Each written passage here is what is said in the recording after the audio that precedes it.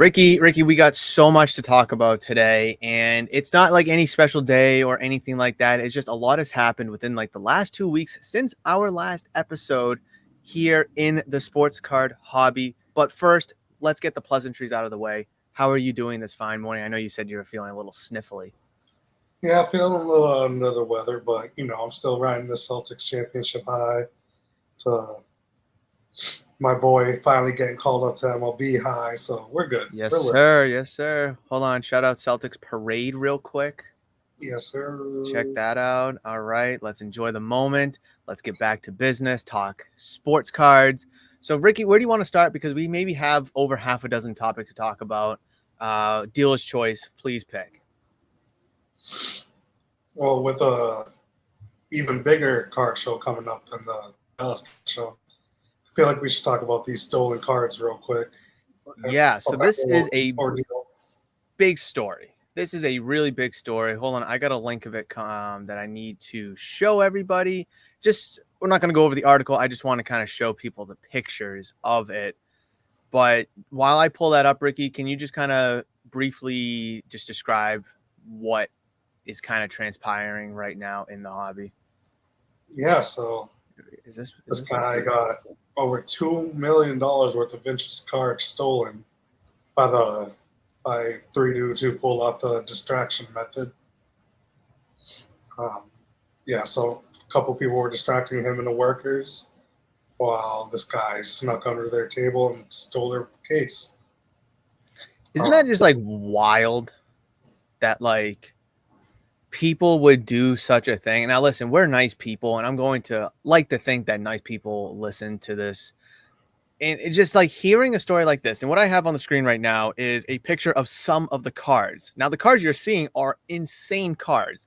And to have the fact that it's only some and not all of the cards is pretty bizarre. I mean, these are by far the best card in anyone's collection, let alone, was there 20 of these cards here? So this is kind of a big deal that's surfacing around, especially at one of the hobby's most favorited shows, really, the Dallas Card Show. And it's kind of a bummer because I know a lot of people are trying to find a way to make their way out to the show. Ricky, I know you've been there before. I know a couple other people who are trying to make the effort to get there at least once a year, kind of like the National. And you hear the story and you're just like, wow, this is just like a complete gut punch. And it just kind of really just like turns you off from the hobby. I mean, I know people have gotten cards stolen before, lost packages, and it really just takes them out of it, let alone almost $1 million of cards just in one picture here. Ricky, what's your favorite card from this picture? I mean, if you had to pick one. I'm not too into vintage. I don't know too much about it, but I mean, those mantles. What? I mean, come on now. The Bowman. Honestly, I if I had to pick which one's his rookie, I would prefer the 51 Bowman, not because it looks better, but just because it was actually his first professional card. But everyone's, big Topps guy, so I totally get it. If you're the guy, Ricky, that had these cards stolen, what do you do? What do you feel, honestly? Because like I had my situation in Quincy a couple months ago. Thankfully, I only got scammed out of $1,000, but like yeah, it hurt, it stung, it sucked, but like I didn't lose sleep over it, thankfully. Ricky, I'm going to a psych ward if I lose these cards. So like, how do you feel? My first impression, my first thought about this whole thing is people are way too comfortable with high value cards. Like when I'm at a show, I mean, I don't have thousands of $10,000 worth of cards. My case is always like in my hand, or if I'm at a table going through cards or whatever, it's like between my legs on the floor. Yeah. So like, how do you just have this laying around? Like people are way too comfortable with their high value cards. And like, it's very unfortunate. It's quite often to see a card here or there kind of get mixed up and then eventually stolen, you know, like, hey, will you look at all my cards? Let me look at all your cards. Next thing you know, you have a little sleight of hand and you're able to kind of steal a card. Like that, unfortunately, happens. But to be able to steal a whole case like that, to go in with the plan and the mindset, be like, we're gonna steal that whole case right there. And like they're okay with the consequences of potentially getting caught. Now, I'm not gonna give them props for doing it because this is an absolute D-bag move to do and absolutely awful thing to do. But just like, how did the risks not scare you from stealing a near million? I mean, I think the end total, because again, this picture isn't all of it, $2 million worth of cards. Like, how do you just not get like, hey, you know, we maybe shouldn't do this?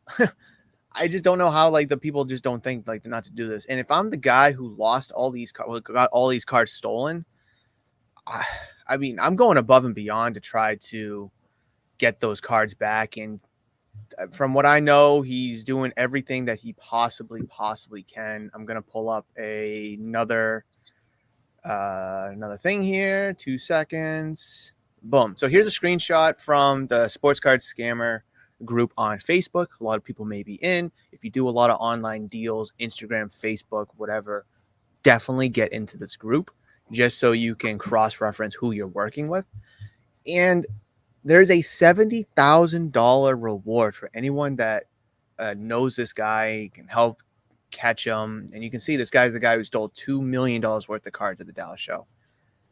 Like, obviously we want this guy to get caught, Ricky, but is there a chance that he does? Like, is there a chance? I don't know. I mean, the pictures that have surfaced from this whole situation have been pretty clear. Like, if someone knows who that is, they'll know it's that. They'll know it's him. Mm-hmm. So, like, there's a chance that other people had to have known those guys. So, Like, I mean, with all these cards that got stolen, I don't want to keep flip-flopping, but I mean, we got a general idea. Like, I would have the certs deactivated just so they can't go try to quick flip them. And if you do try to quick flip them all, that's a dumbass thing to do because we all know whose cards these are and they're not yours. But then you got to you might run into the fact that he maybe cracks them and tries to either sell them raw or try to get them regraded slowly but surely. Like, I mean, that is a thing at play. It's just, I don't know how you can like sleep at night just knowing you stole $2 million worth of cards. Everyone's looking for you and you're going to jail, like, if you get caught. And it's going to be hard to take the extra steps to sell these cards and not get caught in the process. Like, I don't know. I mean, I try to have a clear conscience, and this would not let me sleep at night if I'm the guy stealing the cards. Yeah, like what do you even do next? Do you think he's from the Dallas area? Like, do you think he just like showed up? He could be anywhere in the country right now. Like, people travel all across the country for this show, so he could be from anywhere. Like, I don't know. I mean, like, the bucket hat makes me. Did he hop on a plane afterwards? Did he? Like, that's the thing. Like, did car ride? Like, I mean, the hotel or the convention center that this is in. I don't know. Is it a hotel or a convention center? It's a hotel. Okay. They need to have all the cameras rewinded and followed, because this guy is, I mean, he's kind of standing out a little bit. Bucket hat, glasses, blue shirt. I mean, he's got the facial hair, so it shouldn't be hard. But I mean, could be fake glasses. Take the bucket hat off, shave your face. I mean, this is going to be super tough to find him. And I can't wait till I see the post on social media that this guy's been found. The cards are still all intact and all that stuff. I mean, it's gonna be hopefully a very rewarding day. And listen, $70,000 reward is not light. I mean, that's how serious this guy is to find this guy. And how many guys did you say it was? You said it was like 2 or 3. Right. 3. Imagine that. Imagine that. I guess one of the guys was posing as a one of the workers, because he was stacking chairs and all that stuff. I mean, they like literally deliberately thought out this plan, Yeah. like with extensive thought to execute this. It's not like a, hey guys, there's like some really good cards over there. We should maybe steal them. No. They sat down like in their car and like, listen, you do this, I'm gonna do that. This is what like nothing. I feel nothing but sorrows. I really do. All right.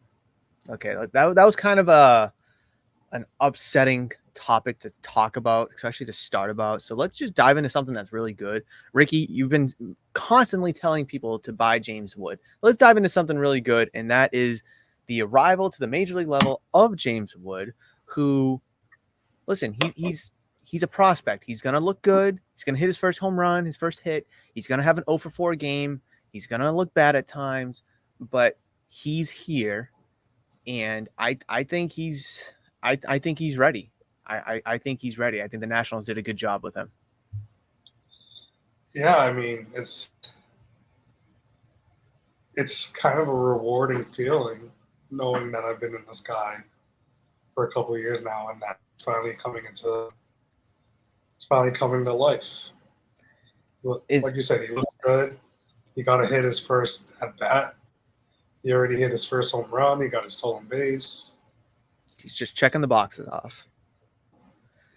My thing is like you get all excited over this prospect who's single A, double A, like, oh, he's actually kind of good. Maybe he'll be turned into something. Next thing you know, he looks good in spring training, triple A. And now, like, he might get bumped back down. Maybe he struggles a little bit. Who knows? But like this time next year, he's going to be a full-time Washington National player. I mean, that's just set in stone. He might bump up and down this year. Who knows? But what is it going to feel like, Ricky? Can you like potentially put your feelings into words when that day comes that he is a permanent big leaguer? How is it going to feel? Because part of the journey is the end, but the journey will be over for the whole buying, the investing, the hype, the excitement, the looking forward to's. Like, are you just trying to enjoy the moment right now and wait for that permanent big leaguer status to come? Or are you already looking forward to the next guy? No, I'm definitely still like I'm a fan of this guy. Like I'm gonna be once it's because he switched to number 29. He started with 50, so that wasn't his. So if 29 is his permanent number, I'm going to be buying that jersey. I need his jersey. You don't want like the rookie jersey of 50? Like I'm just a fan of this guy. Yeah.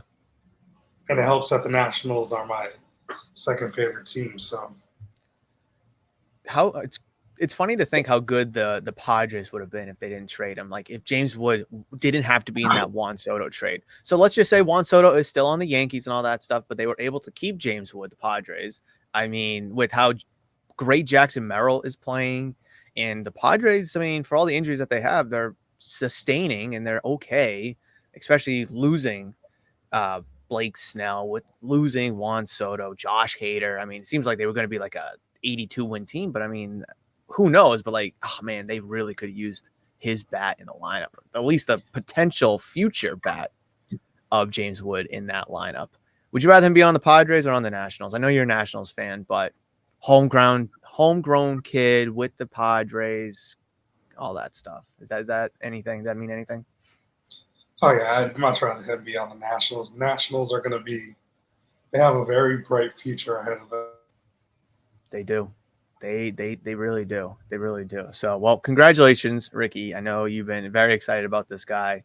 Hopefully it pays off for the rest of the season, but only time will tell that. But I mean, let's dive into our next topic because again, we got so much to talk about.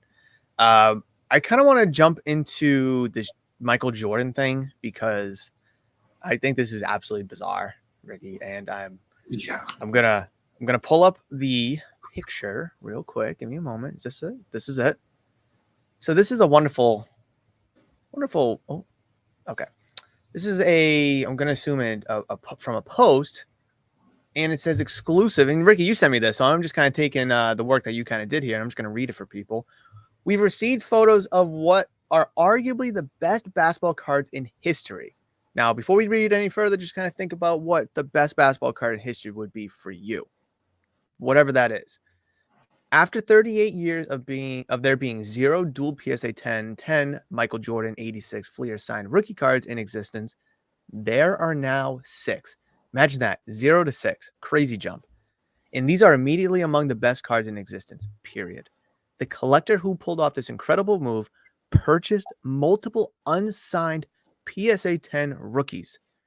Do we know what these are potentially selling for? I know they were like close to like 600, 700,000. I think, I don't know, but let's just call it 500,000. He then paid PSA to fly to Florida with him, had the slabs cracked open, had Jordan sign the cards, and then immediately return the cards to PSA for grading. So not only do you have enough money to buy 6 PSA 10 Michael Jordans, you also have enough money to be in the status of knowing Michael Jordan, or at least being able to pay for a Michael Jordan autograph. Then you also have to have the money to be able to fly PSA out to Florida. And then you got to be able to pay to have the cards graded probably on site. And if that wasn't enough, Ricky, if that wasn't enough for you, these cards feature several different inscriptions. I want to know what all 6 of them say because they only show 4 here. 6-time NBA champion, 84-85 rookie of the year, 87-88 defensive player of the year, 5-time NBA MVP. It is alleged that the owner of these cards turned down a $100 million offer for the collection. Ricky, what does this mean? What is going on? Like, this is just, I think, silly. Hold on, let me pull up a picture of the cards now. And we'll get into the little joke about PSA's value of this card in a moment, but let's just like take a separate moment to just look at these cards. And I wish I could zoom in and kind of like read. It's hard to read those inscriptions. That looks like it doesn't have an inscription. Yeah, there's 2 of them that don't have. Oh, so 2 of them don't have it. Yeah. Oh, that's stupid. Oh, here's the other one that doesn't have it. Okay. I don't know. You could have put something on there. I mean, you could have just took his Jordan 10 and all the accomplishment he had and just like picked one of those. All right, Ricky. He could only afford 4 inscriptions.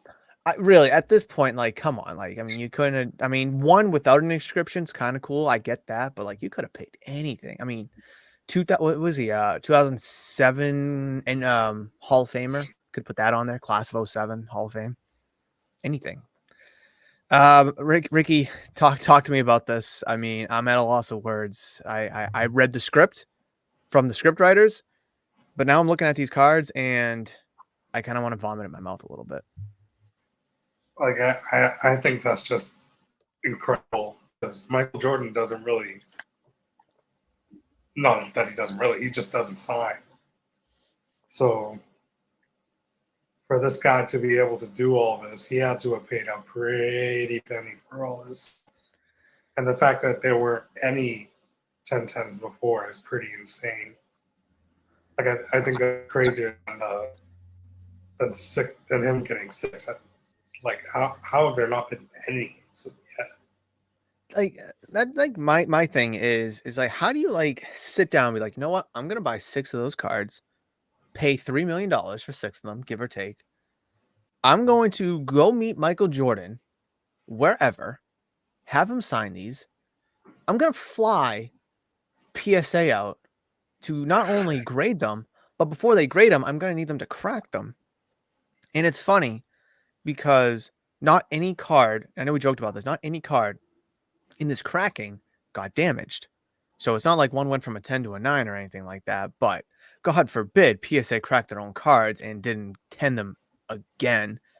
I mean, it's bizarre because I'm actually really excited for this feat, so I'm not like bashing PSA for 10ing all of them again. But the thing is kind of like what you said, like there was no 10-10 in existence before. There's now 6 of them.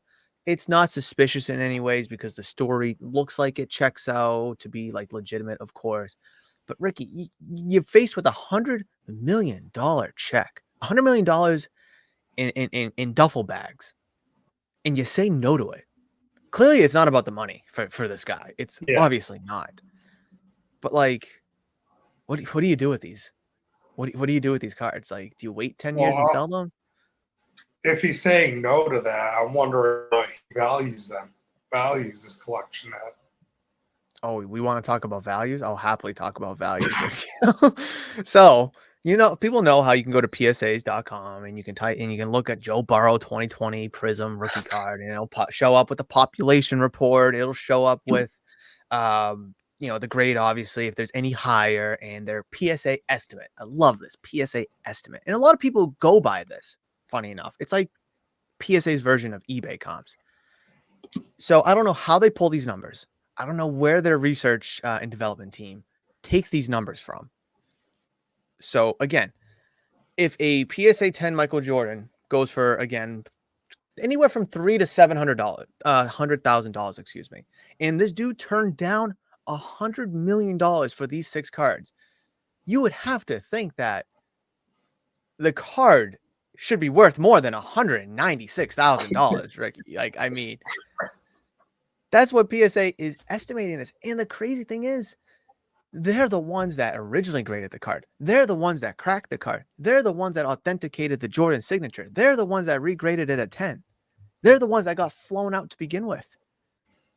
And you can see that there is the auto and inscription on this card. It's not like it's just a PSA 10 and the value of it just dropped to 200,000. No. This is one of the cards that just got certified, authentic, and graded. And they value it $196,000. Where do you come up with that number? It's funny because there's a PSA 10 listed on eBay right now for $350,000. I'll go buy the auto with the inscription for $100,000 less. I'll take a loan out to buy this card for $196,000. Makes sense to me. It's just like, I just want to know their logic behind this. And because they're now, PSA is going to start doing grader notes, I think soon, if not already. They already started them for the higher tier grading. Okay, so I want to know what the grader notes are going to say on a card like this. I mean, because I know there's no value correlation there, but like, what makes this $196,000? Like, is there's like something like, is the back maybe 45, 55? I mean, I know the PSA grades the back 70-30 and they'll still call it a 10. So like, is the back a little off maybe? Like, is that why this PSA estimate's a little lower than it should be? I mean, the dumbest thing. I mean, do you think PSA should just use subgrades at this point if they're just going to use grader notes?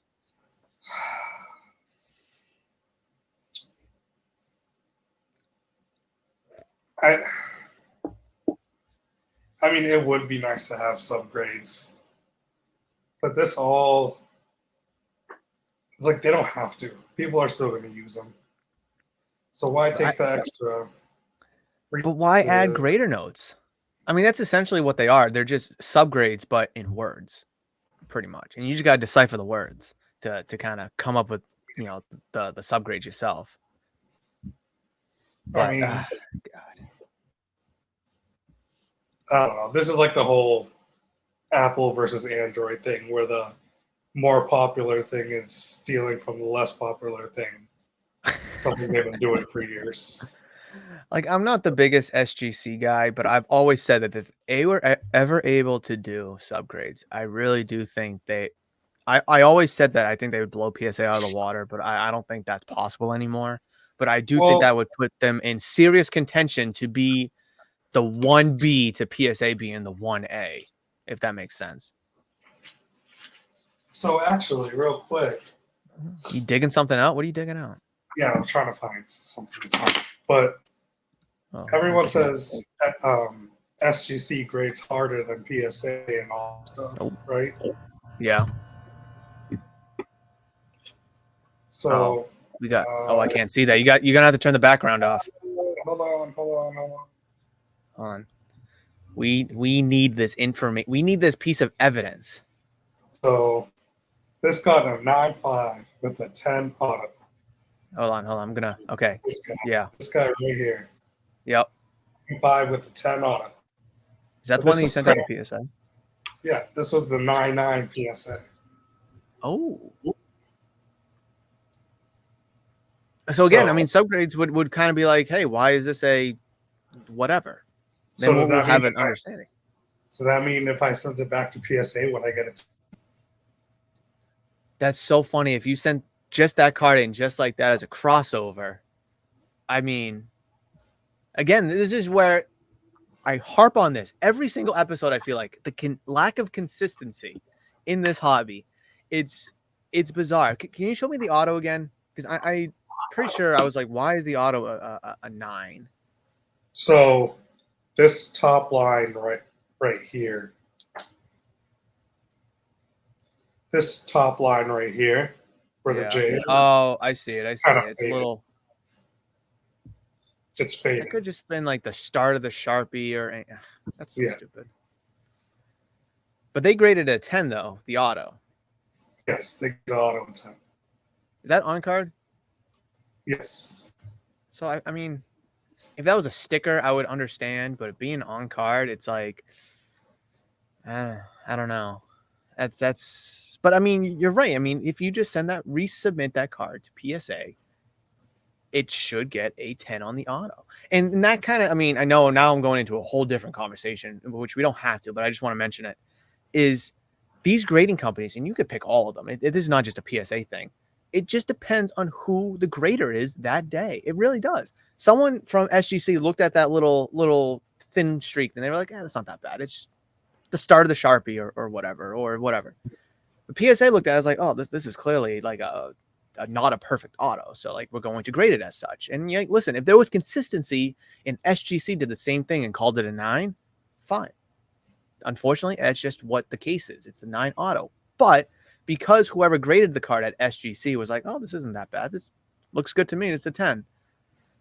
Does it make SGC look bad? Does it make PSA look bad? And this is where the whole inconsistency comes into play, because should it be a 10? We want it to be a 10 because that's why everyone submits to PSA, just to get easy 10s. Or is it a 9 because of that little thin streak right there? You were kind of shaking your head when I said, should this be a 10? You were like, yeah. That autograph should not be a 10. I took a risk when I graded it myself. Yes. Like, this probably won't 10, but I figured I'd just say, fuck it. But SGC was weird. From what I remember, define weird. From what I remember, I didn't select to grade the auto. I think they did themselves. Did they didn't charge you for it, right? No, it was $15. I feel like I don't think you need to pay extra, because I know with CGC it's $2. With Beckett, I think it's $5. I don't know with PSA. So I mean, I'm not surprised if SGC just has it maybe built into the price, or you just don't have to.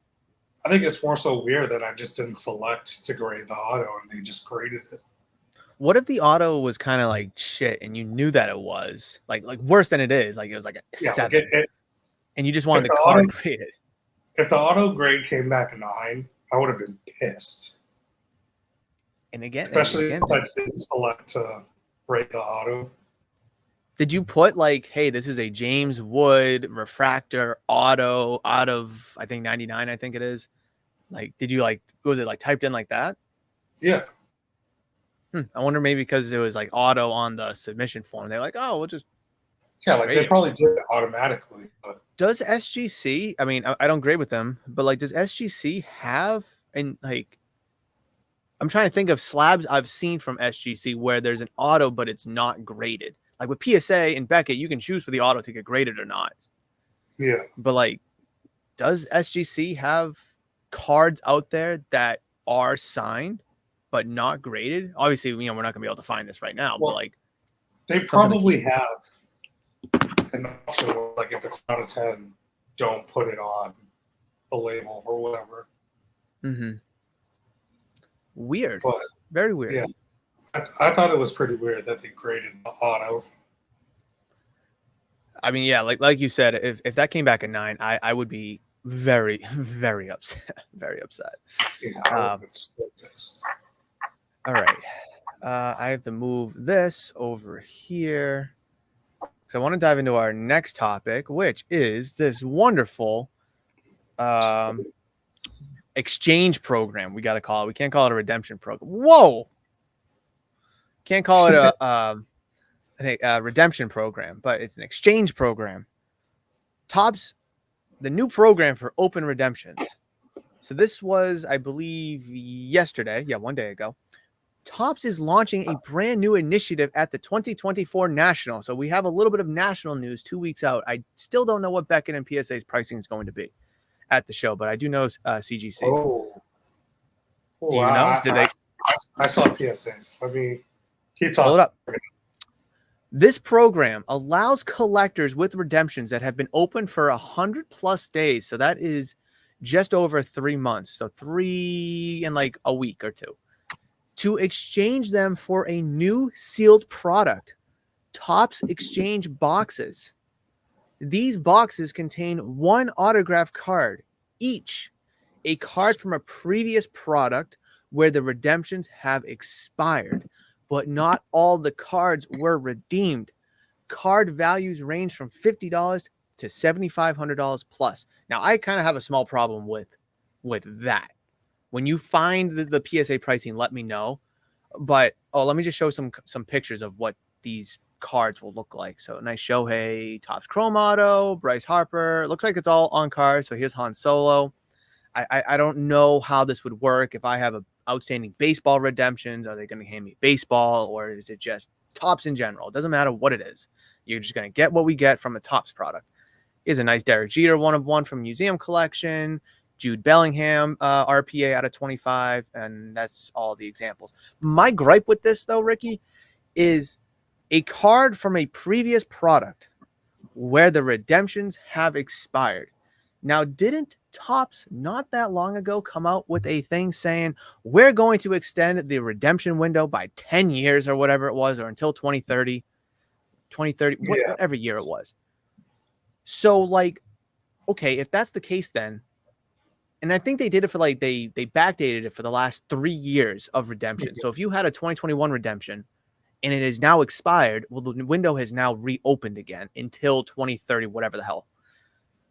So these redemptions, or I'm sorry, these exchanges can only be cards before 2021. Is that like, am I reading this correctly? Even though they're showcasing all these ultra modern cool cards. Because if you have this grace period, then something's not lining up.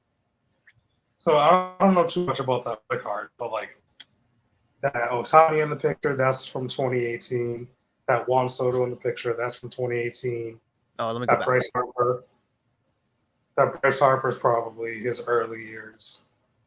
I mean, it says Nationals on it. Let's see, that's 80. No, that's 68 design. I don't think that's rookie. So no, this is from 2018 because 60. This is the 68 design. So Topps Heritage, that's 50 years. So it would have been, yeah, it would have been 2018 or 2017 technically. Yeah, so I don't know. I mean, judging just off these pictures, it does look like it's 2021 cards. Now you put, but here's it looks like right here's, I mean, obviously this could be clickbait as well. Like it looks like it's probably Gunnar and Adley maybe right here. I'm guessing.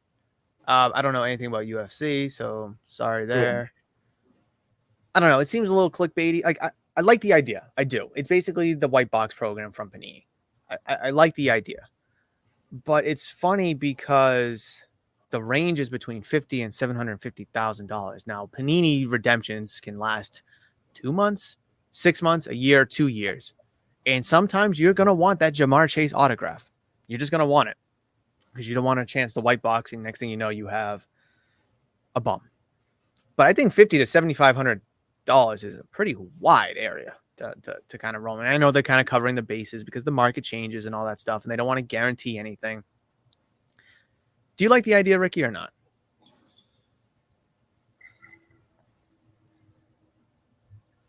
I think this is just their way of trying to get rid of redemptions, and then they're gonna wave their whatever around. Be like, oh, we have so little redemptions. Oh, blah blah blah blah. First of all, there's a you shouldn't have any redemptions. Period. Like this shouldn't be that is necessary. true. That is It should not be necessary. Crap, what was I gonna say? Panini has a new product now. I think it's new as of last year or 2 years ago. It's called Panini Honors, I believe, or High Honors or whatever. And it's basically a hodgepodge product. It's not like Chronicles. It has hits in it. It has inserts in it. But I do believe they're expired redemptions. I don't know if they're like 2018 Prism out of 49 Mahomes redemption that just was never redeemed, and they're throwing that in there. I don't know about that, but I do believe, and like there's like this working theory when the product first came out that Ricky, if you have a Jamar Chase 2021 auto that is currently in like the redemption process and you're on day 800 of waiting, they have already taken that card and put it in this high honors or honors product. So you're never going to get the card. You're waiting for nothing. They already took the card and put it in a separate product. Now, that's a complete Panini thing to do. I do want to Panini Honors. Imagine having that redemption open and then opening a box of that and finding that card. Dude, like that's what I'm saying. Like, how are you not like rip shit over it? Hold on. I want to try to find the checklist of it real quick. But I mean, well, while you do that, I have the pricing of the PSA at the National. Oh yes, I did see that. Let's see. Hold on. I will. Yeah, I'll share the screen and you can read it off. Let's see. Where is it? Nope. Oh, did I get rid of the screen? Hold on. Stand by. So I want to try to pull it up for everyone to also see. Screen share window. Oh, I don't see that. I don't think I have it. I just sent it to you. Yeah, I have it, but like it's not like it won't let me. Whatever, just read it off. I'll figure it out. All right, for a maximum declared value of $2,500, turnaround time, end of show, $120 grading fee. There we go. Maximum declared value of $5,000, turnaround time, end of day, $249 grading fee. Maximum declared value of $10,000, turnaround time 3 hours. Jeez. $499. Maximum declared value of $25,000. Turnaround time 3 hours. $799. That is ridiculous. Oh, sorry, I didn't even have the page turned. That is great. Now, are these member prices? Because I remember last year it was like $300 a card for end of day. I think it was end of day, or it was $200 if you had the membership. Now I know the membership at the time because I think they bumped it up. At the time, it was only $100. So if you just buy the membership, now you get $100 off the grading, pretty much. So yeah. I don't know if this is because it's just a one page. Doesn't look like it says anything, but that is so. Ricky, $129 for a declared value of $2,500 for end of show, $250 for end of day. These seem like reasonable prices. Do you think? No. Interesting. So explain.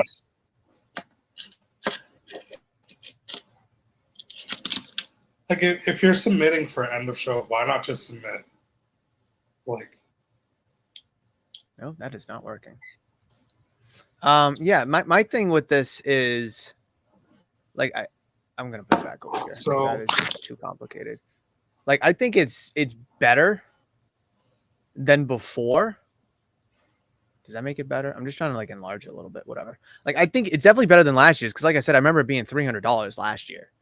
So again, I don't remember if that was end of day or end of show because there's a huge difference. If you get there on Wednesday and submit the cards, you probably can get it back Friday or Saturday. So like, but end of day, I mean, and you have to have the right card though to want to pay $250 to get it back the end of that day. And I think like the cutoff is like 1 p.m. or 2 p.m. or something like that. I kind of like it, Rick. And listen, I know, and this is coming from me who hates PSA. So I'm curious what Beckett has to say. I don't know. I think SGC has announced their prices. I know CGC has, but like, I think this is actually kind of reasonable, to be honest. I really do. Right, and I'm not going to sit here and I'm not going to submit cards, but like, I think it's pretty reasonable. I'm actually looking at the regular prices now. Okay. And it is pretty reasonable. So that bottom one, $799 for 25,000 or less. Yeah. 3 hours. That's the regular price for 5 business days. So what's their quickest turnaround time on their website? Is it 3 business days? No, walkthrough, I would think. 5. Oh, okay. Huh. Yeah, even $8,000 for 250,000 or higher is 5 business days. I love the comment right here. $800 to grade a card. I really want to know what this was last year. I didn't get to see what it was last. Oh, there's another page. So no normal grading for normal cards. I mean, you could still grade 120. I'm sure there's a drop-off service too for them to take it back. I mean, whatever the prices are, whether it's like $30, $20 a card. Yeah, I think that's more so if you want your shit graded there. So if it grades an 8 and the value ends up being less than the card grading fee. That is so funny. Yeah. What about reholders? It's again, I think it's reasonable. What does like $100 on PSA get you in terms of turnaround time? Like 100, 150, whatever that gets you. I want to say that's like 15. I mean, 15 business days, not guaranteed, for $150, call it, or 130. It's even better. 75 gets you 10 business days, and 129 gets you 5. So they're already using the $129 price tag on their website. Yeah. So $129 gets you 5 business days, you said? Correct. Or you can spend the same $129 and get it back at the end of the show. And if I remember correctly, you have to drop it off before Saturday at noon. I'm sure it might vary on company.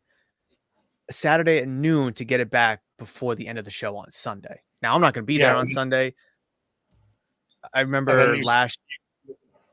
And then you save on insurance and shipping too. So exactly. So like if you're going to be there that weekend, drop it off Friday, pay the 130. I mean, depending on the card, obviously, don't just do like a $20 card. Do like a card that's actually worth $100. But like, I mean, I remember last year I went to CGC for the reholders when they changed the labels and the grading scale from the old 9.5s to the 10s. And I dropped it off on Wednesday and I was like, hey, I'm doing the end of the show service. What are the chances I get it back before? Because I'm leaving on Saturday. They're like, since you dropped it off the first day, you have a pretty good chance. And I got it back on Friday. So like, I mean, if you get it there early, if you get there on Wednesday, maybe Thursday, then you should be able to get back Friday or Saturday. So you don't even have to wait till Sunday. So, I mean, it's a really, again, my opinion, and this is coming from a guy who hates PSA. I think it's a really good deal, a really good bargain. I'm really curious to see what Beckett has to offer. Now that I'm looking at the pricing, that is pretty good.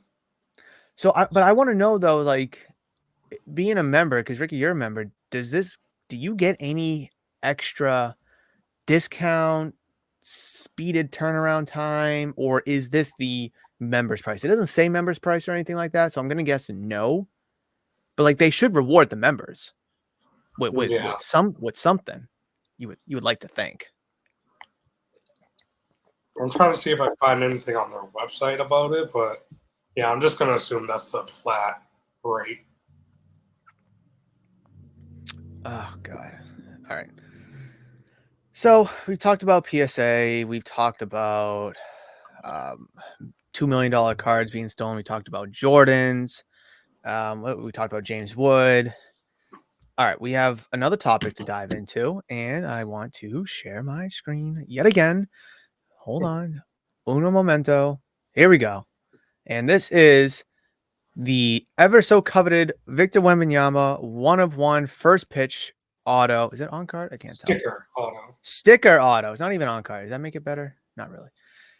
But this is why I want to talk about it, Ricky. Not because a 1/1 auto of one of the best up and coming basketball players auto being pulled out of baseball product, which I think is insane, but just the world we live in when it comes to money.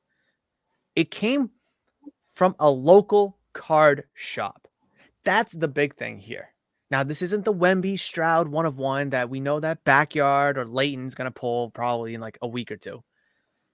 But a local card shop was able to have this card in their building and pulled in shop. And that is fantastic because we joke about this all the time. Oh, where's the Bronny and LeBron 1/1 going to go? Where's the LeBron and Wemby 1/1 going to go? And like we're guessing all these breakers where it's going to go. But to have this card, granted it's a sticker, pulled from a local card shop, being a local card shop myself makes me feel good. I couldn't be more happier for the kid that pulled it. I couldn't be more happier for the card shop. And we all know it's going to get rushed to PSA and it's going to come back at 10 and they're going to sell it for, I don't know, $500,000. I don't know. I'm just throwing stupid numbers out there. But the fact that it's a sticker, Ricky, come on, a sticker. I know. Oh my God. Well, you did everything right. Fanatics did everything right. The card looks good. The picture looks good.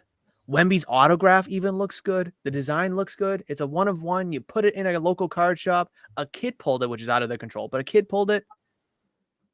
But it's a sticker auto. Oh, everything was done right except that. Ricky, any thoughts about this? Does this change the game maybe for these high-end chase cards being pulled that maybe card shops or third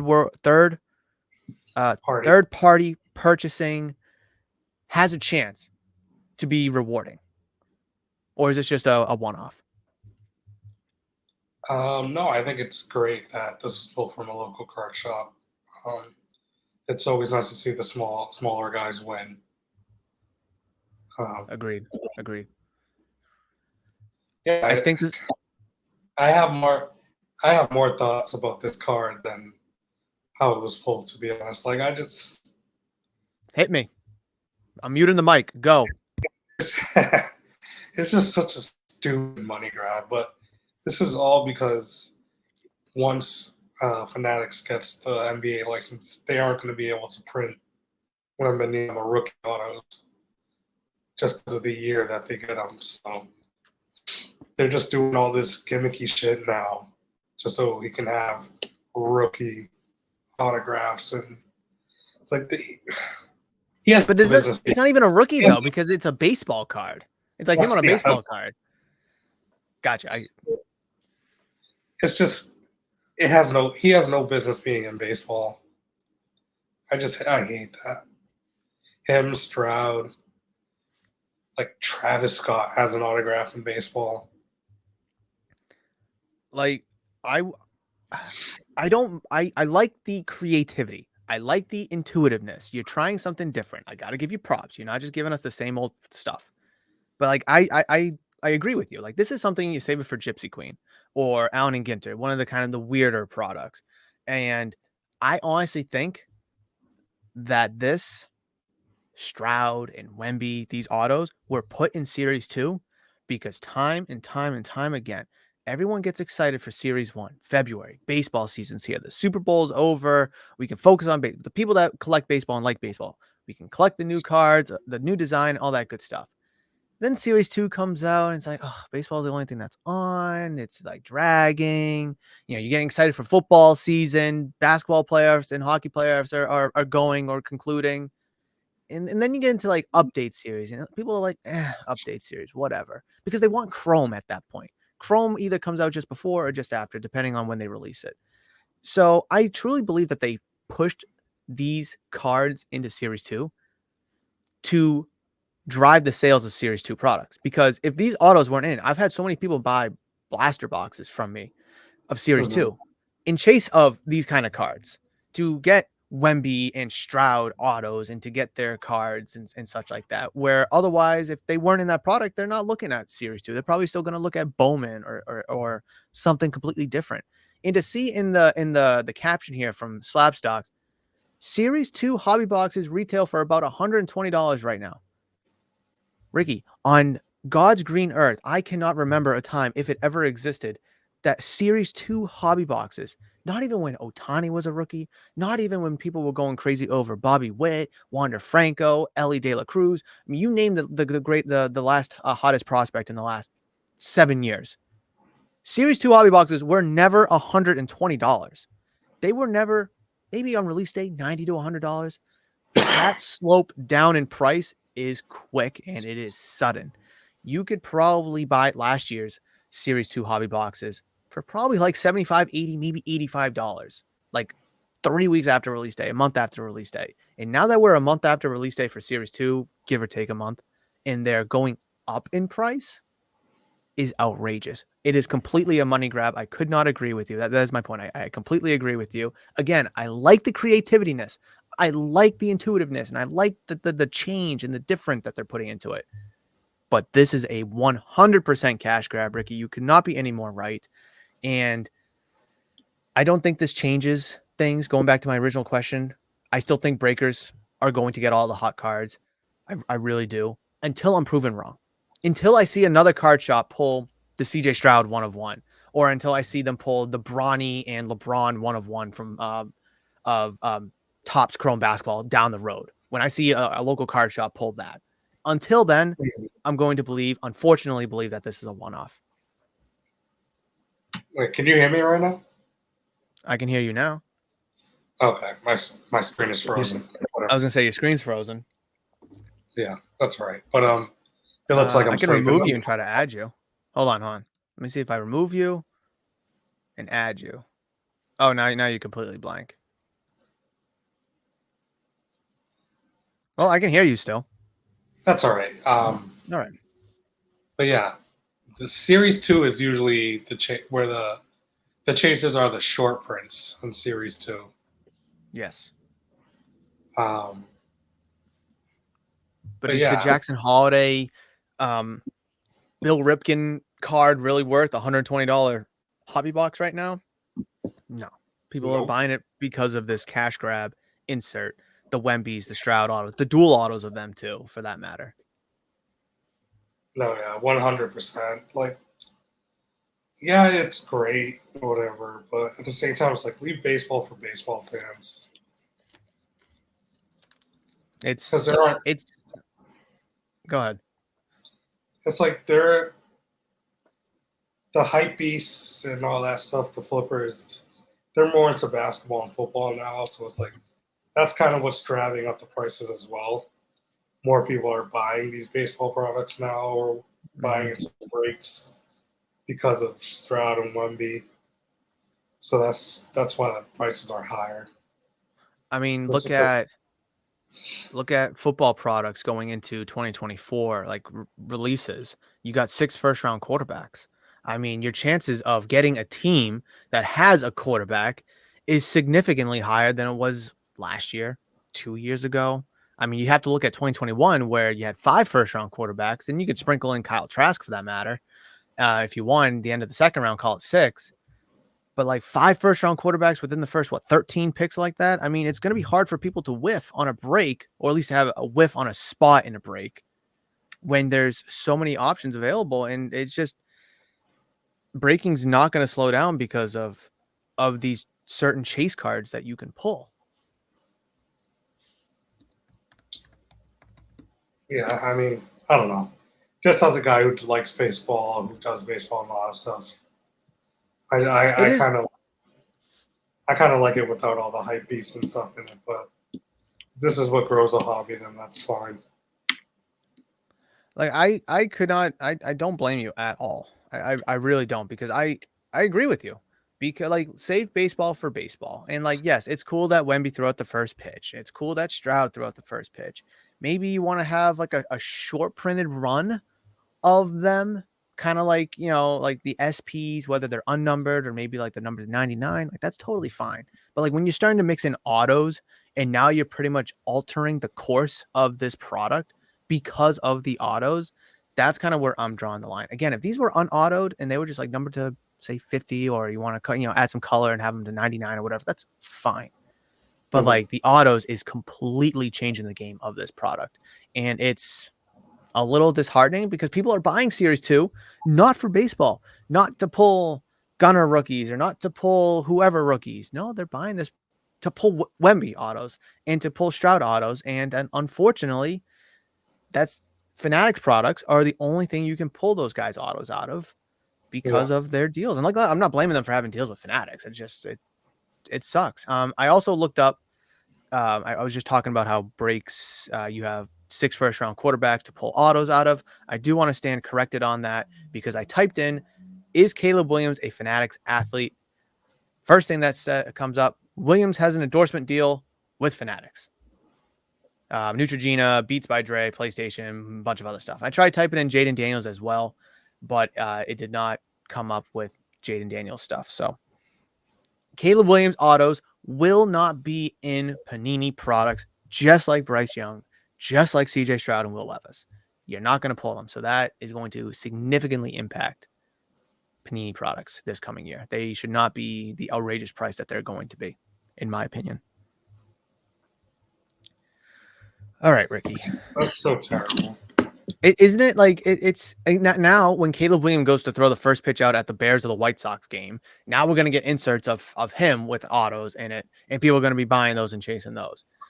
And on the other side of it, people don't want to buy Leaf products because it's unlicensed, because they want the Chicago Bears logos and the sayings on it. But you can only pull Caleb Williams, CJ Stroud, all those autos out of Leaf products right now, or Fanatics products for that matter. Well, now Fanatics products, but previously, before they were Fanatics athletes, Leaf products. And they're a fraction of the cost, and I've bitched about this many times, so I won't beat a dead horse as we get near the end of the episode. So, Ricky, even though your camera's kind of gone, but whatever, do we have any outgoing takes? Do we have to change the outgoing take? Maybe. Do we still buy James Wood? I mean, he's at the big league level. Usually when people get called up, it's time to jump ship. You say it every week, and I always forget. Buy the rumor, sell the news. What did I say it right? Yeah, buy the rumor, sell the news. There it is. Is James Wood that? I mean, maybe third overall prospect, maybe. I mean, if you're a collector, you can probably find some cheap stuff. I think I said this last time. I list mine for high, so if it doesn't sell, oh well. If it sells, great. Mm-hmm. I don't mind holding, just because he is my guy. He is your guy. That is true. But yeah, outgoing take is have fun at the National in 2 weeks. Oh yes, that is super. The National, dude. The Nationals in two weeks, guys. We're recording this literally the day you're seeing this on July 10th. This is today's Wednesday. Sorry, so you're seeing it tomorrow. 2 weeks from today, Cleveland National. It's going down. And was that your only outgoing take? I don't want to cut you off. Yes. Yeah. That's good. Okay. So exciting news is I will be there, as I've mentioned, and we will be recording Hobby Talk Cardboard Podcast live. What day do you want to do it? Do you want to do it on Thursday? Whatever's kind of best stick for with you. the Thursday. Okay. Let's shoot for Thursday. I'll make a post about it. I'll tag Ricky in it. It'll get blasted on the social media to give you guys a good idea if you want to tune in. But I'm very excited. I'm going to bring my camera. I'm going to bring a different microphone. I'm going to try to make it as good as I possibly can. I think my brother said that he wants to have a cameo on it, so we'll see how that goes. I got to also figure out the intricacies of going live with StreamYard and YouTube. I've watched the video like 4 times how to do it. I've yet to try it. So it will work. It'll happen. And I can be any more excited than I am right now. But personally, I still have a couple of things to do in my life in order to get there. So I'm holding back my excitement until I check all those things off. But my outgoing take, have fun at the national. That's a really good one. But I think that will be my outgoing take in 2 weeks. I think that would be a good one for me. I made a video about it, and it comes out on the 15th. It comes out on the 15th, and it's about how to make the hobby fun again. So my outgoing take is have fun in this hobby, whatever that is for you, however you want to go about that, collecting, trading, ripping, buying, selling, trade, whatever it is. Have fun in the hobby, because I've seen too many people fall out of love, completely fall out of the hobby because they get too caught up with ROIs or dollar signs or whatever like that. But if you just kind of put the dollar sign and the ROI business factor of it just in the back seat, you don't have to put it in the trunk, just put it in the back seat and have fun as your co-pilot riding shotgun. You're going to have such a blast in this hobby. And I know you can relate, I can relate, and probably a lot of people listening to this can also relate as well. So have fun. Also check out that video when it comes out on Monday the 15th, because I elaborate on it more. But yeah, that's going to wrap it up for today's episode, Ricky. It was a good one. We talked about a bunch. Yeah, it's a pleasure. Oh man, hopefully did your camera like die or something? You like unplug it? I think my browser needs to update, but whatever. Okay. All right. Well, we will catch you guys for next episode of Hobby Talk a Cardboard podcast. Ricky will have his camera fixed. I will be in Cleveland for the National. We both can't wait to see you then and there. But until then, thank you guys so much for watching, and we'll see you in the next one. Peace out, guys. See you guys.